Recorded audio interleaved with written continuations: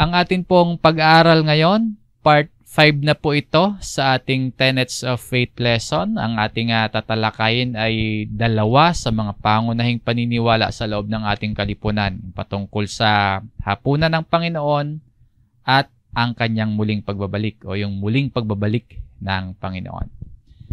Ang version po na Biblia na ating gagamitin sa Tagalog po ay ang Bagong ang Biblia at sa English ay New King James Version. Tayo po ay naniniwala sa katotohanan nito ayon sa Biblia. Ito yung dalawa na kasama sa primary principle o foundation of faith natin sa loob ng ating kalipunan. Pag-aralan po natin, ano ba yung kahalagahan nito at ano ba yung kahulugan nito sa ating buhay ngayon. Una, tayo ay nananampalataya sa hapunan ng Panginoon. Tinatawag din po natin itong Santa Cena.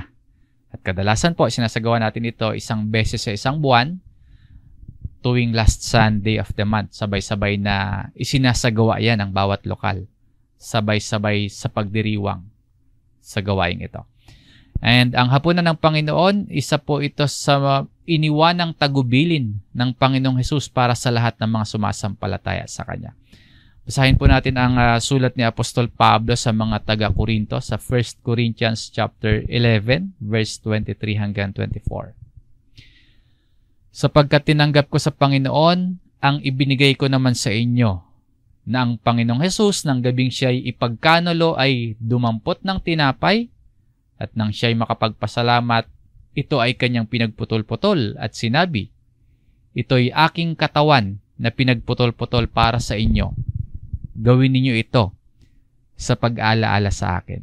Do this in remembrance of me, sabi ng Panginoong Hesus. Ang tinapay po, ang sinasagisag niyan, katawan ng ating Panginoong Hesukristo. Sa kasunod na verse, sa gayon ding paraan ay kinuha niya ang kopa pagkatapos maghapunan na sinasabi, ang kopang ito'y siyang bagong tipan sa aking dugo. Gawin ninyo ito tuwing kayo iinom nito sa pag-aalaala sa akin. In remembrance of me. Dito naman po yung kopa, yung bagong tipan ng dugo ni Jesus. Sa gawaing ito, katulad ng ginawa mismo ng Panginoong Hesus at ng kanyang mga alagad, na isinagawa din ni Apostol Pablo sa panahon nila, isinasagawa din po natin bilang paghahayag ng ating pananampalataya sa Panginoon at pagsunod sa kanyang tagubilin na siya po ay ating alalahanin. Kaya nagsasagawa po tayo ng hapunan ng Panginoon bilang pag-alaala natin sa ginawang sakripisyo ng ating Panginoong Hesus para sa ating kaligtasan. At ayon nga po dito, gawin ito sa pag-alaala kay Hesus. At sa pagsasagawa po ng hapunan ng Panginoon, dapat hindi lang natin maisagawa. No? Meron tayong kinakailangang tamang paghahanda. Hindi natin ito ginagawa para magawa lamang.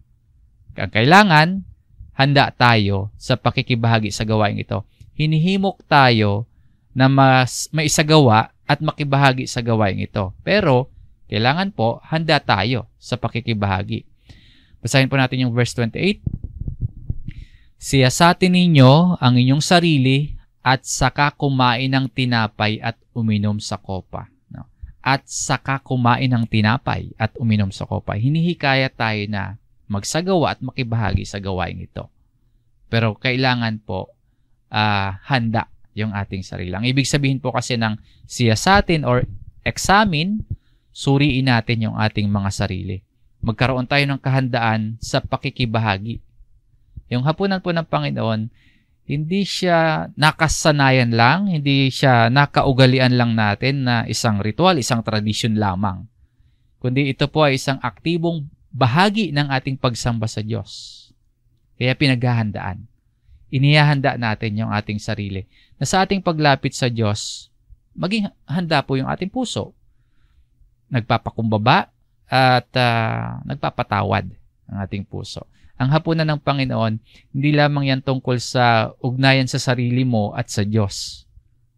Kundi kasama po dyan yung pakikipag-ugnayan mo sa iyong kapwa, pakikitungo mo sa iyong kapwa, pakikipagrelasyon mo sa ibang tao. Sa ating pakikibahagi po sa gawaing ito, yung ating puso dapat nagpapasalamat sa biyaya ng Diyos. Nagpapasalamat sa pagpapatawad ng Diyos na ating tinanggap. And muli, hindi lang natin isinasagawa ang gawaing ito para magawa lang, kumbaga para masunod lang natin si Jesus, o kaya para matapos lang natin ang gawaing ito. Kundi tinuturuan tayo na magkaroon ng tamang puso.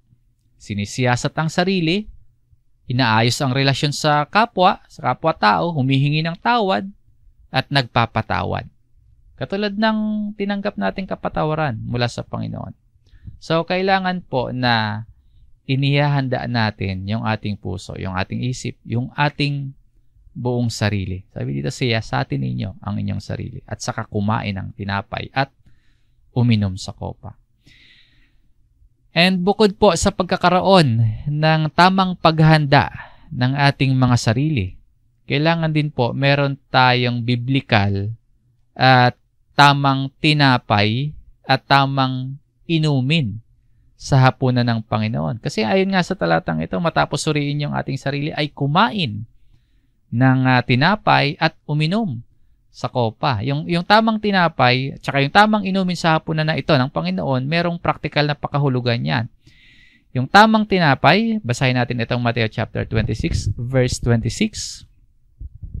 Habang sila'y kumakain, ay dumampot si Jesus ng tinapay. Binasbasan niya ito at pinagputol-putol at ibinigay sa mga alagad at sinabi, "Kumuha kayo, kainin ninyo, ito ang aking katawan." Sa huling hapunan ng Panginoon kasama itong kanyang mga alagad, ginamit ni Jesus yung tinapay bilang simbolo ng kanyang katawan ng ating Panginoong Jesus na mababayubay sa krus para akuin yung parusa na nararapat para sa atin. Anong uri ng tinapay yung ginamit dito? Tinapay na walang pampaalsa o kaya tinapay na walang libadura, unleavened bread. Sa konteksto po ng hapunan ng Panginoon, si Jesus po at yung kanyang mga alagad nasa Pasko o Passover noong panahong ito. Sa pista o okasyong ito, yung tinapay na ginagamit dyan ay unleavened, na walang pampaalsa, walang libadura. So yung tinapay na dinampot dito ng Panginoon, tinapay na binasbasan niya, yung tinapay na pinagputol-putol at ibinigay sa mga alagad, tinapay yan na walang pampaalsa. Bilang sagisag po ng dalisay, yung walang bahid na karumihan, walang dungis na katawan ni Kristo, yun ang sagisag ng tinapay na ginamit diyan. Kasi po, yung libadura sa Biblia, madalas na sumisimbolo yan sa kasalanan. Yung libadura, madalas na sumisimbolo sa katiwalian. So, yung tinapay na walang libadura, ibig sabihin, tinapay na walang dungis, walang bahid. Yan yung katawan ng ating Panginoong Hesus.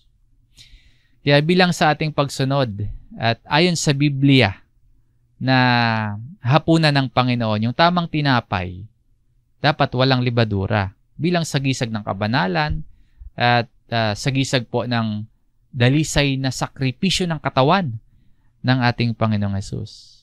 So, sa atin po, ginagamit natin din unleavened bread.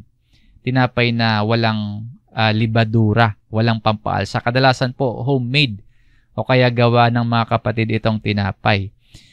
Buo yan na ating ipinapag-pray at pagkatapos sa kapuputol-putulin para ibigay sa lahat. So, yan po yung tamang tinapay. Sa inumin naman po, basahin natin itong verse 27 hanggang 28. At kumuha siya ng isang saro at nang makapagpasalamat ay ibinigay sa kanila na nagsasabi, "Uminom kayong lahat nito, sapagkat ito ang aking dugo ng tipan na nabubuhos dahil sa marami sa ikapagpapatawad ng mga kasalanan." Ang Panginoong Hesus gumamit ng inumin mula sa bunga ng ubas o katas ng ubas. Mababasa natin yan sa kasunod na verse, sa verse 29, o kaya sa tala ni Marcos sa chapter 14, sa verse 25. Sa panahon pong ito, nung isinagawa nila ng Panginoong Hesus at ang kanyang mga alagad yung huling hapunan, ang karaniwang inumin nila sa lugar at sa panahon na yan, inumin mula sa ubas. Maaring alak o kaya wine o kaya maari ding purong katas ng ubas. Kaya yung posible na yung ginamit nila dito ay wine or maaari ding purong katas ng ubas. Kaya sa ating kalipunan po, sa pagdiriwang natin ng hapunan ng Panginoon, ang ibang lokal o ang ibang mga local church natin dito sa loob ng kalipunan, gumagamit ng wine o kaya may gumagamit din po ng katas ng ubas. Alinman sa dalawa, ang mahalaga po mapanatili natin yung simbolismo. Yung inumin dapat nagmumula sa bunga ng ubas. Ito man po ay wine o kaya yan man ay katas ng ubas. Sa pagkakaroon po ng tamang tinapay at tamang inumin, hindi ibig sabihin nun na literal na nagiging katawan at literal na nagiging dugo ni Jesus yung pinagsasaluhan at tinatanggap natin. Hindi po ganun yung ibig sabihin. Literally, na yung tinatanggap natin, yung pinagsasalusaluhan natin ay nagiging katawan at dugo ni Jesus. Yung tinapay po at saka yung inumin, sagisag lamang ng katawan at dugo ni Jesus. Ang kailangan nating tandaan, higit sa anyo ng tinapay, higit sa anyo ng inumin, mahalaga po yung puso at mahalaga po yung pananampalataya natin sa pakikibahagi sa hapunan ng Panginoon o itong Santa Cena. Yung tamang tinapay, unleavened bread, at yung tamang inumin mula sa bunga ng ubas. Sumisimbolo po yan sa katawan at dugo ng ating Panginoong Hesukristo. At ang gawaing hapunan ng Panginoon, isang gawain nating pagsamba, isang gawain nating pag-aalaala at pagdiriwang ng ginawang sakripisyo ni Jesus para sa ating kaligtasan. At sa kabuuan po nito, ito po yung iniiwan sa ating mensahe ng gawaing ito. Hindi lamang isang seremonya, hindi lamang siya nakasanayan natin, kundi paghahayag natin ito ng ating pananampalataya, ng ating pagsunod at pag-aalaala kay Jesus, na ang pagtanggap sa hapunan ng Panginoon, isang paghahayag ng kanyang kamatayan ng Panginoong Jesus hanggang siya ay dumating. Tayo ay tumatanggap ng hapunan ng Panginoon sa pag-aalaala sa Panginoong Hesukristo na siya mismo yung naghirap at ang Panginoong Jesus, ang kanyang katawan, ang naghirap, ang kanyang dugo ang nabuhos para sa ating kaligtasan. Pinapaalalahanan po tayo ng gawaing ito na tularan natin si Kristo sa pagsunod sa Diyos, sa pagpapakumbaba at sa pagpapatawad sa iba. Tinuturuan po tayo ng gawaing ito na tularan si Kristo, mamuhay tayo ng may kabanalan, may pagkakaisa sa loob ng iglesia, at ipinapahayag ang kamatayan ng Panginoon. Sa unang Korinto chapter 11, dito sa verse 28, sapagkat sa tuwing kainin ninyo ang tinapay na ito at inuman ang kopa, ipinahayag ninyo ang kamatayan ng Panginoon hanggang sa dumating siya. Muli po, ang hapunan ng Panginoon, pag-aalaala natin kay Jesus, paghahayag ng ating pananampalataya sa Kanya, at paghahayag din natin ang ating pag-asa sa Kanyang muling pagbabalik. Yung hapunan ng Panginoon, patutuon ang ating pananampalataya sa nakaraan, sa pangkasalukuyan, at sa hinaharap na gagawin ng ating Panginoon para sa ating lahat. And speaking of hapunan ng Panginoon po, paalala mga kapatid na ang lahat ng lokal, ang bawat isa, ang lahat ng kapatid ay inaanyayahan sa ating gaganaping Family Day. Alas 10 po ng umaga sa December 29 sa lokal ng kapihan sa San Rafael, Bulacan po. Maging handa po tayo at makibahagi ang bawat isa. Magkasalo-salo tayo sa pag-aaral ng salita ng Diyos. Magkasalo-salo tayo sa pagkain ng tinapay at pag-inom sa kopa ng Panginoon bilang isa sa gawain ng ating pag-aalaala sa ating Panginoong Hesukristo. So ito po ang hapunan ng Panginoon o Santa Cena at ang kasunod na tenets of faith kaugnay po sa pananampalataya natin sa hapunan ng Panginoon na sinasabi nga po dito ni Apostol Pablo, kapag isinasagawa natin ang pagkain ng tinapay at pag-inom sa kopa, ay ipinapahayag natin ang kamatayan ng Panginoon hanggang sa dumating siya, till He comes. Ibig sabihin po niyan, babalik ang Panginoon. Kaya po, tayo ay nananampalataya na ang Panginoong Hesukristo ay muling magbabalik. Mabuti po na iniingatan natin, pinanghahawakan nating matibay ang pananampalataya nating ito. Dahil maraming tao ngayon, binabaliwala na yung katotohanan ito eh. Hindi na nila pinahalagahan or hindi na lubos na naniniwala na muling babalik ang Panginoong Hesus.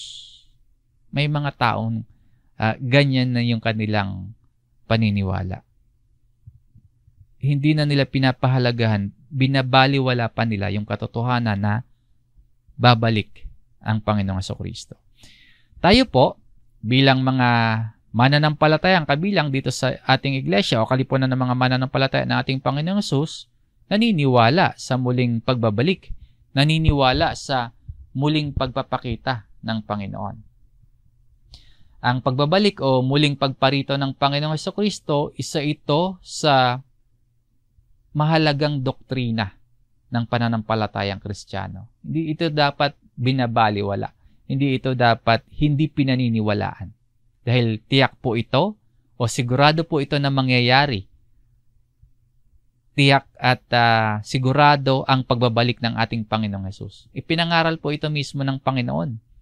At sa kanyang pagbabalik, literal na makikita ng mga tao si Kristo. Basahin po natin itong Lucas chapter 21, dito sa verse 27.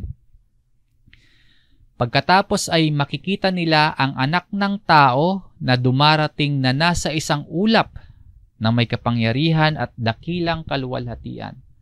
They will see the Son of Man coming in a cloud. Yung pagbabalik ng Panginoon, hindi lihim. Yung pagbabalik ng Panginoon, makikita ng mga tao.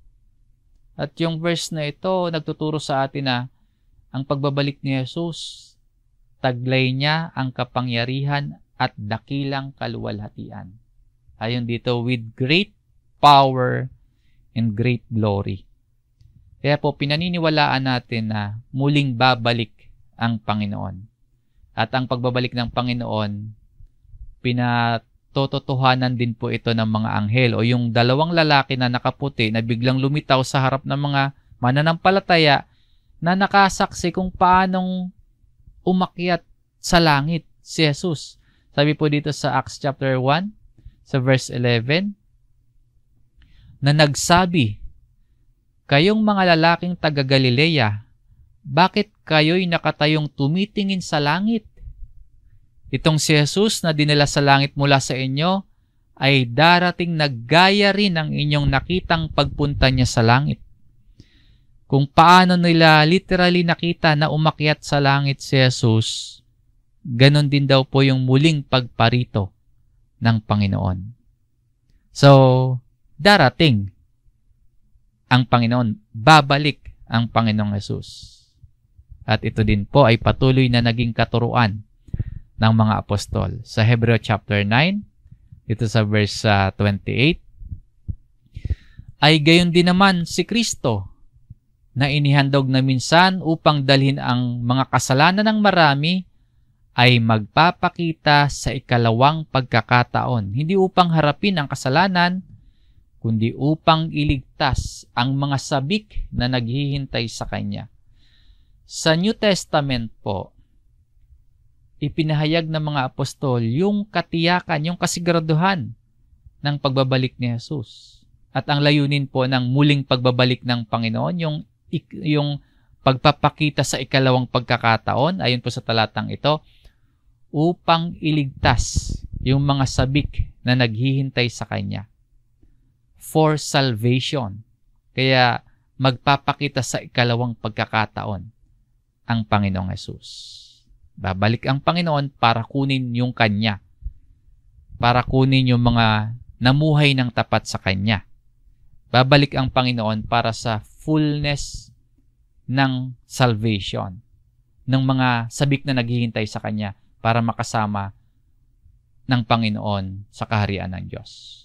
Yung pagbabalik po o muling pagpapakita ng Panginoong Hesukristo, paalala din ito sa atin na yung buhay natin, pati yung mga bagay na meron tayo dito sa lupa, pansamantala lamang.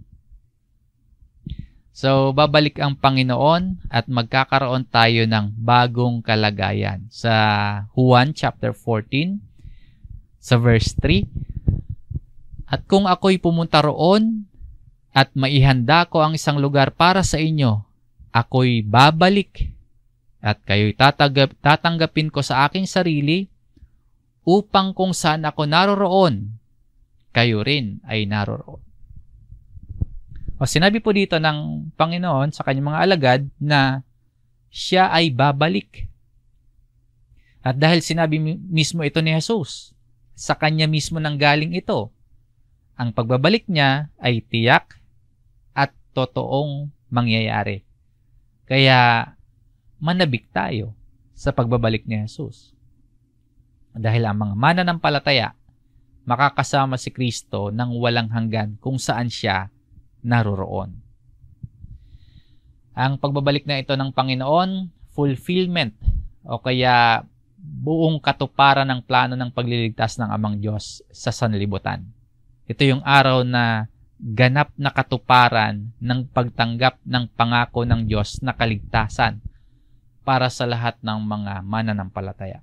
Kaya kung sigurado ito or kung tiyak na mangyayari itong muling pagparito ng Panginoon, kailan kaya babalik ang Panginoon?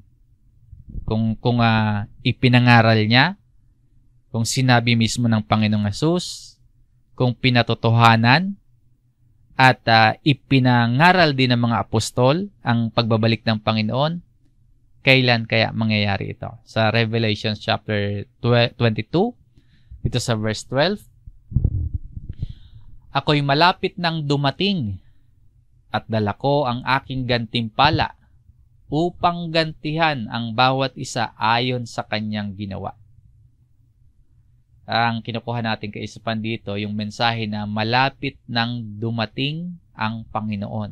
Hindi sinabi yung eksaktong taon, eksaktong buwan o araw. Ang sinabi lang dito, malapit nang dumating.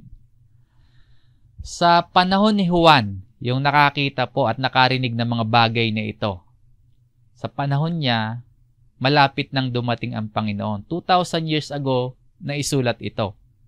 So, makalipas yung 2,000 taon, malapit na ito sa panahon natin ngayon. Kung noon nasabing malapit na, edi mas malapit na sa ngayon. Hindi natin alam yung eksaktong oras. Pero nalaman natin, nauunawaan natin na tiyak ang pagbabalik ni Jesus. Ang payo po sa ating mga mananampalataya, lalo na kung malapit na ang pagbabalik ng Panginoon. Sa Mateo chapter 24, dito sa verse 42, ang payo, magbantay kayo. Sapagkat hindi ninyo nalalaman kung anong araw darating ang inyong Panginoon. So, magbantay o maghanda. Paano ba itong pagbabantay? Paano ba itong paghahanda? Mayroon po akong naisibagi sa inyong 3 payo kung paano tayo maghahanda sa muling pagbabalik ni Kristo. Una, mamuhay ng may pananampalataya at pagsunod. Dapat tayong mamuhay sa kabanalan, dapat tayong umiwas sa kasalanan, at sumunod sa kalooban ng Diyos. Yun yung buhay na sa sulat ni Apostol Pedro, ganito sapagkat nasusulat, kayo'y maging banal sapagkat ako'y banal. Sa Revised Tagalog Popular Version ng verse na ito, magpakabanal kayo. Be holy. Ito yung gagawing pagbabantay o ito yung gagawing paghahanda ng isang Kristiyano. Mamuhay ng may kabanalan tulad ng pagiging banal ng tumawag sa atin. Ang kasunod po, paano tayo maghahanda sa muling pagbabalik ni Kristo? Maghintay ng may pag-asa at pagkilos. Naghihintay ng may ginagawang paglilingkod. At nagpapatuloy, habang naghihintay, nagpapatuloy sa paggawa ng mabuti at mga bagay na nakalulugod sa Diyos. Dahil sa hindi natin nalalaman yung eksaktong araw, dahil sa hindi natin nalalaman yung eksaktong oras ng pagbabalik ng Panginoon, maghihintay tayo na may pag-asa at may pagkilos. Basahin natin itong Mateo chapter 24 sa verse 46. Mapalad ang alipin na kung dumating ang kanyang Panginoon ay maratnan siyang gayon ang kanyang ginagawa. No, blessed is that servant. Maging mga tapat, maging mga matalinong alipin. Ang talata pong ito nagpapahayag ng pagpapahalaga sa pagiging tapat, sa pagiging maayos sa pagtupad ng tungkulin. Yung alipin po sa context nito, sumisimbolo sa isang tao na merong pananagutan at taong patuloy na gumaganap sa kanyang gawain kahit hindi siya nakikita o walang nakabantay na pinuno. Ayun yung matalinong alipin. Sa kabuuan po, yung mensahe dito tumutukoy sa kahalagahan ng pagiging consistent na servant, pagiging tapat sa gawain, anuman yung sitwasyon. At sa ikatlo po, paano tayo maghahanda sa muling pagbabalik ni Kristo? Ibahagi ang Ebanghelyo. Ang pagbabahagi ng Ebanghelyo tumutukoy sa pagpapahayag ng mabuting balita ng kaligtasan. Tayo na tumanggap ng Ebanghelyo, ibig sabihin po, tayo na umaamin, tayo ay mga makasalanan, tayo na tinatanggap ang ginawang sakripisyo ni Jesus, tayo na mga sumasampalataya sa Panginoon, tayo po na may pagsisikap na mamuhay, na may pagsunod, tayo ay tumanggap ng Ebanghelyo.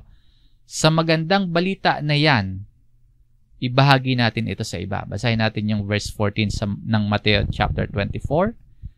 At ang magandang balitang ito ng kaharian ay ipahayag sa buong daigdig bilang patotoo sa lahat ng mga bansa. At pagkatapos ay darating ang wakas.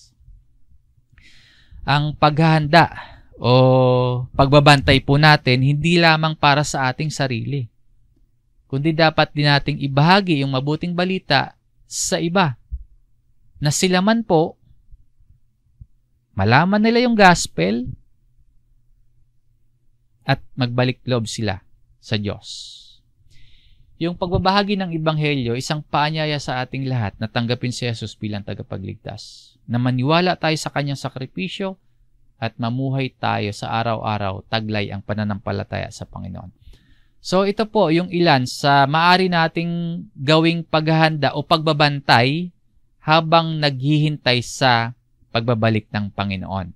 Una, mamuhay ng may pananampalataya at pagsunod. Kalawa, maghintay ng may pag-asa at pagkilos. At sa ikatlo, ibahagi ang Ebanghelyo. Ang pagbabalik ng Panginoon nagbibigay ng pag-asa sa atin sa gitna po ng mga pagsubok, sa gitna ng hirap ng buhay. Alam natin na darating ang araw na ganap na katuparan ng kanyang pangako. Darating yung araw ng ganap nating pagtanggap ng katuparan ng pangako sa atin ng Diyos. At sa pagbabalik ni Jesus, mawawala po lahat ng lungkot o kirot, no? Luha, maging kamatayan. Basahin po natin itong Revelations chapter 21, verse 4.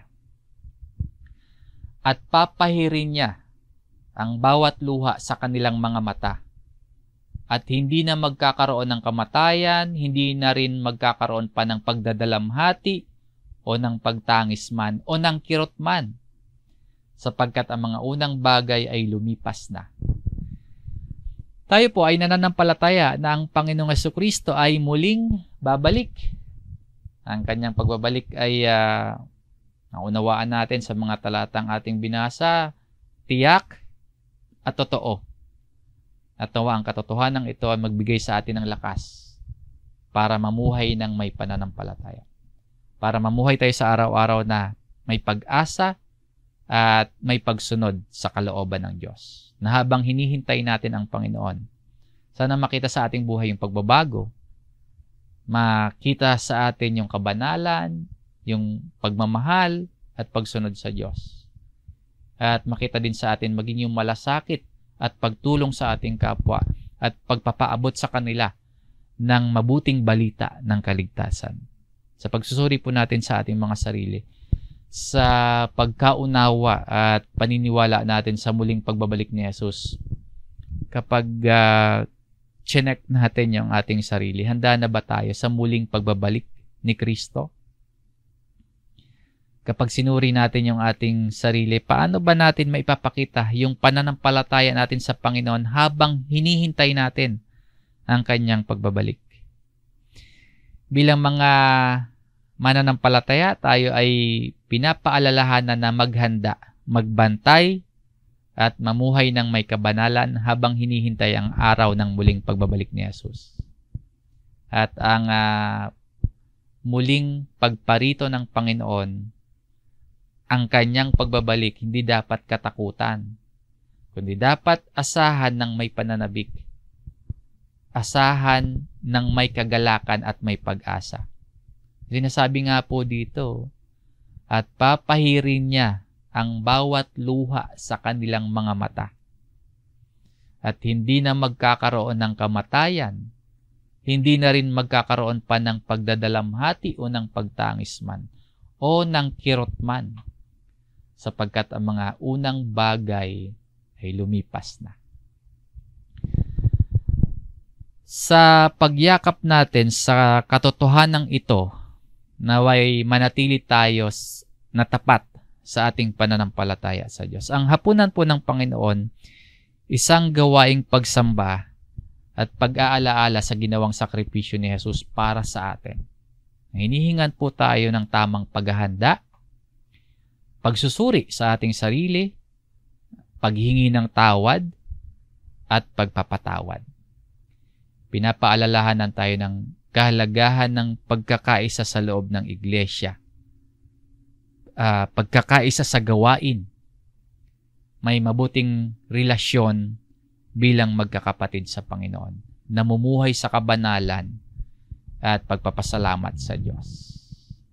At ang muling pagbabalik ng Panginoong Hesus, isa po yung sigurado, literal, makikita, tiyak, at makapangyarihang kaganapan na magdadala ng kaligtasan sa mga tapat at nananatili sa pananampalataya. At nabasa natin kanina, mga nasasabik sa pagbabalik ng Panginoon. Bagamat hindi natin alam yung eksaktong panahon o oras, tinuturuan tayo, pinapaalalahanan tayo na magbantay at maghanda. Yung paghahanda po, nangangahulugan ng pamumuhay ng may kabanalan. Aktibong paglilingkod at pagbabahagi ng Ebanghelyo. Ang pagbabalik ni Jesus, nagdadala ng pag-asa na mawawala yung luha, mawawala yung sakit, mawawala yung kamatayan. Habang tayo po ay naghihintay, tayo po ay manatiling tapat. Nagsisikap mamuhay ng may kabanalan at nagpapahayag ng mabuting balita patungo sa maraming tao, patungo sa iba. Yung ating pananampalataya sa hapunan ng Panginoon at sa kanyang pagbabalik, magbigay ng lakas at inspirasyon na mamuhay tayo at sumunod kay Kristo sa araw-araw. Maging handa po tayo sa kanyang pagbabalik at patuloy na ipamuhay at ipahayag ang pag-ibig at ang kaligtasang hatid ng ating Panginoong Hesus. Hanggang dito po ang ating aralin mga kapatid. Maraming salamat po sa inyong pakikinig. Sumainyo po ang biyaya ng salita ng Diyos.